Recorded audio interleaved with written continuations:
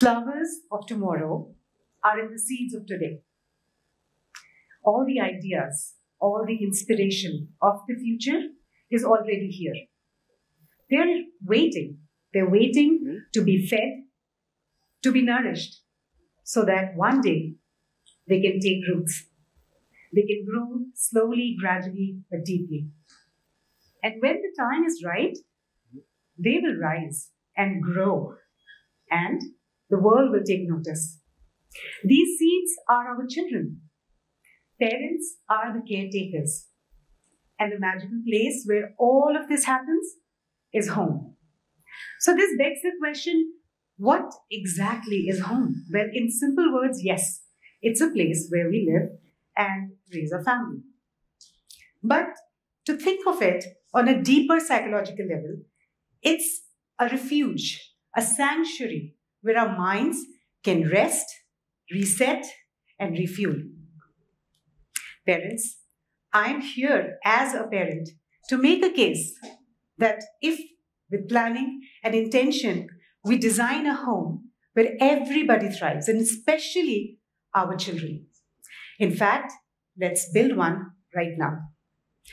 Like any structure, we will begin with foundation. The foundation for our home is going to be love, but not just love. It's going to be unconditional love, which means that our children need to know that our love for them is not bound by their performances, their grades, their accolades and successes. No, it's not transactional. It's not something that they have to win or earn. It's a constant given fact in their life. I am loved. I am loved should be a mantra in every child's mind forever and ever. Because from this feeling grows everything else in their lives. Upon this bedrock, we will now build pillars. Yes, 3 pillars. The first pillar is going to be honesty and trust. Well, home is a place of divergent ideas. Everybody has a unique perspective towards life. Everybody has a different take towards a given situation. Now, this can pose a problem, can become a difficult situation, but if we handle it with grace and some strategy, it becomes an opportunity to actually spark creative ideas. Now, I will give you a personal example here. I have followed in the footsteps of my children. It seems odd, I'm a parent, but it's true. Well, the backstory is, last year around same time, when the conferences opened up its registration, I was excited for my children. I really wanted them to apply. They were not that much. So, as a mother, I know their strengths and they trust me. So we had an honest discussion. I listed down all the reasons why they should apply. Just apply, that's it. And they did.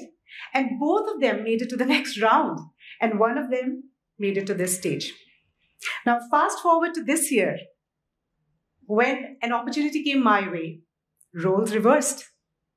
Now, I was scared. So they gave me the reasons why I should go for it. It is being said that courage is as contagious as fear.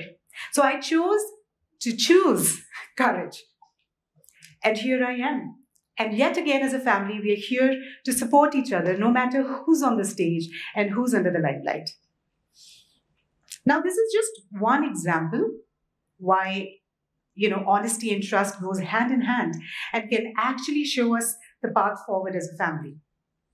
When honest discussions happen around the table, it also teaches our children few things. First of all, how to evolve in their thinking, right? How not to be rigid. How to hold a space for somebody who has a different perspective than you. And it's a great ability for them to grow in life later. Now, home is actually a comfort zone, we all know. But as a parent, I have to ensure that they also stretch it. They have the ability to test out their strength, right? So, why? Because we know that if they falter and fall, I'm there to catch them. And that's the second pillar that we're building today, forgiveness. This pillar is only as strong as our foundation because it's deeply rooted in love. Well, it comes with an assumption that failure is actually a gift, an opportunity in disguise. So let's not be afraid of failure. Let's not deny them the opportunity to test their strength, to experiment, to tinker around. Because while they're living under our roof, the stakes are still low and they learn.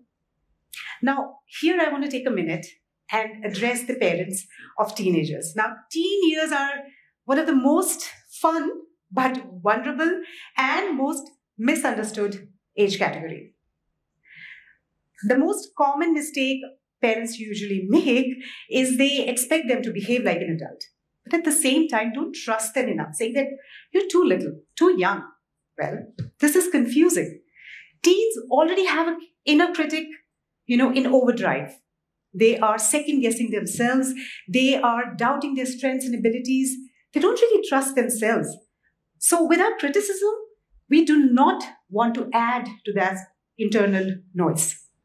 In fact, I say that this gives them the opportunity to take small, calculated risks.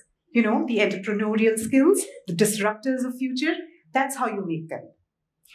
And, well, they will falter. They are teens.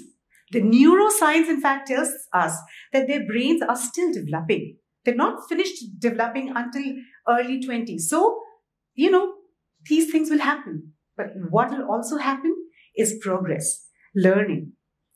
It's not a character flaw. Let's blame it on the science if they falter and move on. Because when they are in safe spaces, when they are allowed to make mistakes and move on, learn from it, they become creative, they become friendly, more social, and playful. And that's our third pillar. Well, childhood, in my opinion, should not be sped up. Let's not rush it. It's meant for playing outside, getting your hands dirty in mud, climbing the trees, building forts, lazing around in the afternoon, reading, catching up with a friend offline. All these things are very limited. We only have 18 years probably under our roof. If we are fortunate, maybe a few more. So let's truly enjoy their company. If I ask you to think of your own childhood memory right now, you'll probably think of something where you were happy. You had fun. Why? Because our brain probably has thought of that memory hundreds of times already, and our brain latches on, because we are still extracting fun out of it, pleasure out of it. And that's the idea of building this pillar.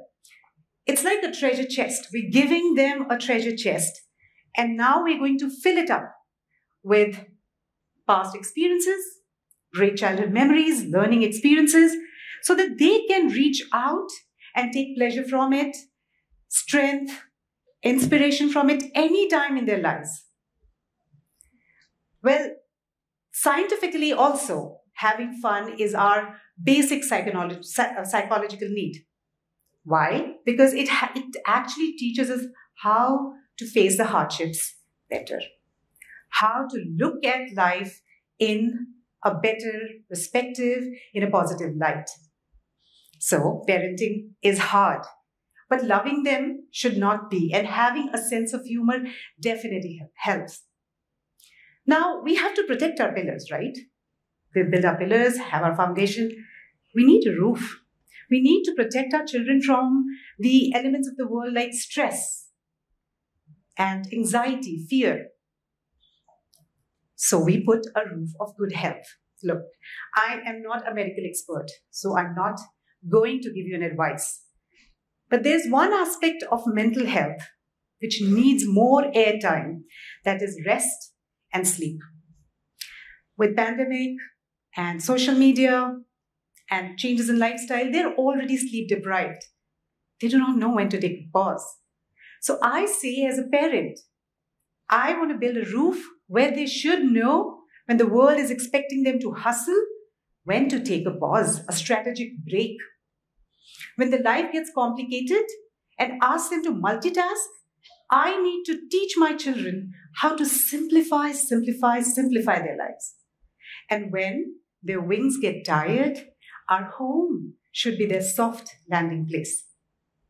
And these are the elements of our home. Now, the beautiful part of this home is we can build it anywhere, anytime. It's not limited to geographical location. It's free from all the radical political, cultural, and traditional differences. Parents, the future belongs to the curious minds, the ones who question, the ones who wonder and marvel at life. So let's wear the badge of homemaker with a lot of pride, because we have the opportunity to unlock all these gifts in our children and actually give them truly their home, sweet home. Thank you.